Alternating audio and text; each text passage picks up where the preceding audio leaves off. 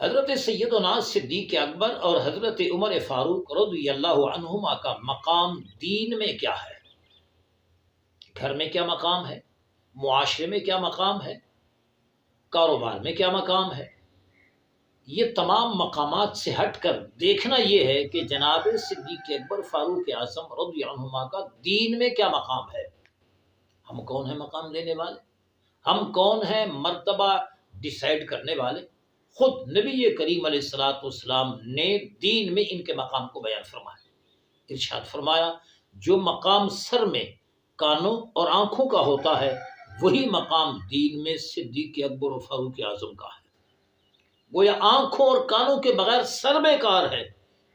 یوں ہی اگر فاروق نہ ہوتے، اگر صدیق نہ ہوتے تو دین کی یہ چاشنی نہ ہوتی، دین کی یہ بہار نہ ہوتی، دین کا یہ سج دھج نہ ہوتا، دین کا یہ مقام اور مرتبہ نہ ہوتا۔